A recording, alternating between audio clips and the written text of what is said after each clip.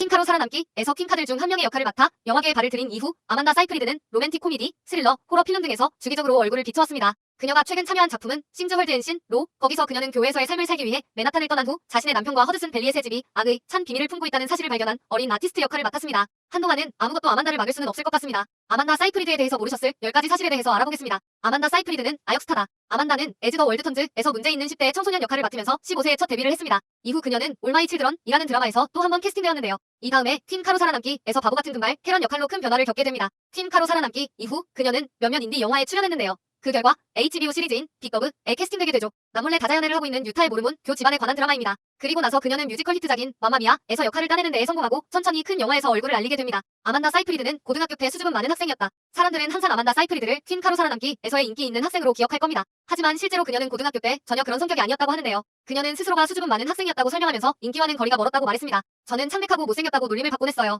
그녀는 여전히 부끄러움이 많고 스포트라이트를 받는 것을 별로 좋아하지 않는다고 합니다. 최근에 그녀는 스포트라이트를 받는 삶 때문에 공황장애에 시달렸다고 밝혔는데요. 일반적인 삶을 살아보려고 농장으로 이사를 가기도 했다고 합니다. 윌리 자이스트와 함께하는 썬데이 투데이와의 인터뷰에서 그녀는 이렇게 말했습니다. 그건 굉장히 의식적인 행위였어요. 저는 늘 농장에서 살고 싶어 했거든요. 그냥 어딘가 정도 틀 곳이 필요했고 항상 절 위해 그 자리에 있어줄 장소가 필요했던 것뿐이에요. 아만다 사이프리드는 원래 베로니카 마스 역할로 오디션을 봤었다. 사이프리드는 베로니카 마스의 주인공 형사 역할을 하기 위한 오디션을 봤습니다. 자신의 해변가 마을에서 발생하는 지저분한 일들을 밝혀내기 위한 고등학생의 전쟁을 다룬 작품이죠. 제작자인 록 토마스는 아만다의 오디션에 깊이 감동하여 그녀가 지금껏 봐온 사람들에 비해 100배는 낫다며 그저 환상적이라고 말했습니다. 하지만 결과적으로는 크리스틴 벨이 그 역할을 꿰차게 되었는데요. 토마스는 당시에 무명이었던 사이프리드를 릴리 역할로 캐스팅하기로 결정합니다. 베로니카의 가장 친한 친구이자 살해당하여 그녀의 삶을 완전히 바꿔버린 캐릭터였죠. 사실 토마스는 아만다의 연기에 너무 감동한 나머지 원래 예정되어 있던 것보다 3~4배는 더 많은 장면을 추가로 써서 릴리 캐릭터를 등장시켰습니다. 릴리를 과거 회상, 꿈, 심지어는 유령으로 등장시키기까지 했죠. 아만다 사이프리드는 가모라 역할을 거절했다. 조이 살데이나가 가모라 역할을 흠잡을 데 없이 해냈지만 한때 아만다 사이프리드가 가모라 역할로 MCU에 참여할 것을 제안받은 적이 있습니다. 그녀는 가모라 역할을 거절하기로 결정했는데요.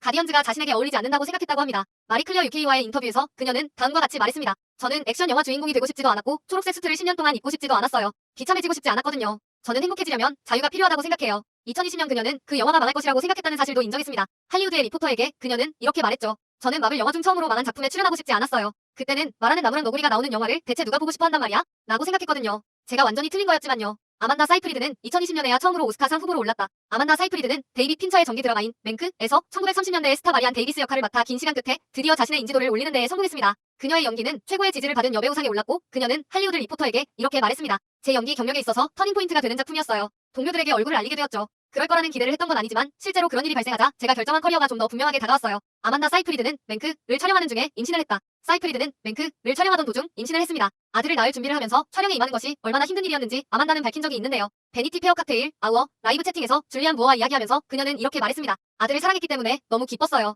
하지만 동시에 너무 아팠죠. 제 대사는 하나도 없지만 중요한 장면 중 하나를 찍기 전 주였어요. 저는 그날은 좀 더 쉬울 거라고 생각했죠. 제가 새벽 3시에 메이크업 의자에 앉아 있어야 했는데도 말이에요. 그 주말 내내 이건 못하겠다는 생각을 하면서 침대에 누워만 있었어요. 데이빗 핀처와 일을 하고 마리안 데이빗은 역할을 하면서 아플 수는 없었죠. 세트장에서 그녀가 의지했던 유일한 사람은 코스튬 디자이너인 트리시 서머빌 뿐이었습니다. 아만다 사이프리드는 레 미제라블에서 맡았던 역할에 대해 후회한다. 배우가 자신이 과거에 맡았던 역할에 대해서 비판하는 것이 흔한 일은 아닙니다. 하지만 사이프리드는 버라이어티의 액터즈 앤 액터즈 시리즈에서 2012년 톰 후퍼의 레 미제라블 뮤지컬 영화에서 자신이 코제트를 연기했던 방식이 굉장히 마음에 안 든다는 것을 분명히 했습니다. 그녀는 바네사 커비에게 후회막심한 순간들이 엄청 많아요. 라고 말했습니다. 레 미제라블을 완전히 다시 찍을 수 있었으면 좋겠어요. 라이브로 노래를 하는 부분 때문인데요. 저 아직도 그에 대한 악몽을 꾼다고요. 후퍼는 노래 연기가 들어가는 장면에서 추가 녹음을 하는 대신 배우들이 세트장에서 라이브로 노래를 하게 했는데요. 이 때문에 사이프리드는 공포에 질렸다고 합니다. 사이프리드에 따르면 그녀의 목소리는 코제트 역할을 제대로 표현하기에는 너무 약했다고 하는데요. 노래 연습을 열심히 했기 때문에 지금은 코제트 역할을 맡을 수 있을 거라고 합니다. 아만다 사이프리드는 너무 뚱뚱해서 역할을 따내지 못한 적이 있다. 2014년 아만다는 과체중이라서 역할을 맡지 못했던 적이 있다고 밝혔습니다. 그녀는 재미있는 사실 하나. 연기를 하면서 내가 과체중이라는 이유로 역할을 몇 개 놓친 적이 있어요.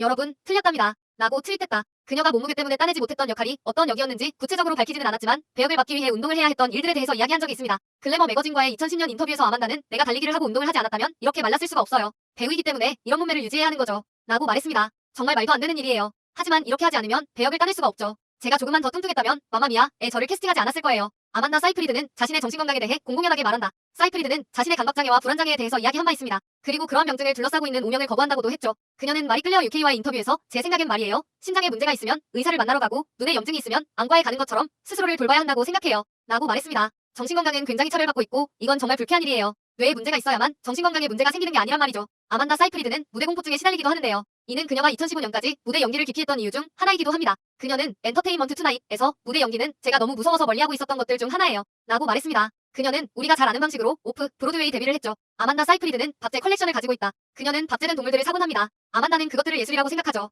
조나단 로스쇼에서 아만다는 박제가 잘 되면 그건 하나의 예술 작품이에요. 저는 동물을 사랑하고 동물들은 죽고 나면 돌보기가 훨씬 쉬워지죠. 라고 말했습니다. 최근에는 부엉이를 여러 마리 드리기로 했어요. 지금은 한 마리밖에 없거든요. 하지만 말은 있어요. 미니어처 말이죠. 어린 말이요. 꽤 작지만 제게보다는 훨씬 커요.